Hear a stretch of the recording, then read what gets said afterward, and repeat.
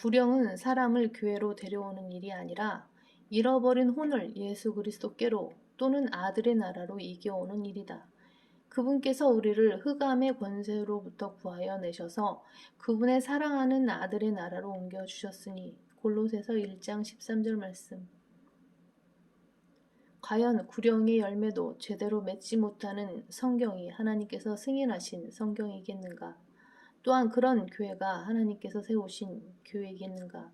성경은 살아있고 능력이 있어 양날이 있는 어떤 칼보다도 예리하여 혼과 영 그리고 관절과 골수를 찔러 가르고 마음의 생각들과 의도들을 판별하는 하나님의 말씀인데 죽은 영을 살려내지 못하고 지옥으로 떨어지는 혼을 불구덩이에서 구원해내지 못하는 성경이라면 도대체 왜 그런 성경이 이 땅에 나와야 했는가? 미국의 대각성 운동은 1740년 조나단 에드워즈로부터 시작되었는데 하나님께서 성난 하나님의 손 안에 떨어진 죄인들이라는 설교를 사용하셔서 대부흥을 일으키신 것이다. 그가 이 설교를 했을 때 격앙된 목소리로 크게 외친 것도 아니고 그저 설교 원고를 차분하게 읽었을 뿐인데 하나님의 강력한 역사가 임했고 그 결과 500명이 넘는 죄인들이 회심했다. 특히 그는 칼빈주의자였음에도 불구하고 죄와 지옥의 엄중함과 거듭나게 하시는 성령 하나님의 능력을 강조하면서 예수 그리스도를 구주로 믿으라라고 강력히 촉구했다. 말하자면 조나단 에드워즈는 여느 성경대로 믿는 설교자들처럼 지옥과 저주를 외치는 구식 설교자였던 것이다. 제2차 대각성 운동은 1800년 찰스 피니를 중심으로 일어났다. 그는 구원을 받으려면 각 개인이 주님을 영접해야 한다라고 전파하면서 구원에 관한 개인의 자유와 책임을 강조했다. 칼빈주의 소위 주권적 은혜나 저항할 수 없는 은혜 따위의 용어들로 사람들을 혼란스럽게 하지 않은 것이다. 그의 사역으로 50만 명 이상의 사람들이 회심했는데 이와 같은 부흥의 비결은 바르게 보존된 킹제임스 성경과 진지한 기도에 있었다.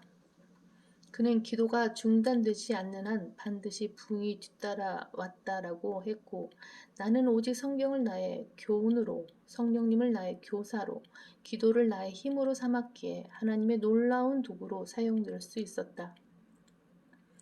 만일 내게 인생의 기회가 다시 한번 주어진다면 지난 40년이 넘도록 위대한 부흥에 하나님의 도구로 사용된 이 일에 다시 쓰임받기를 간절히 소망할 것이다 라고 말했다.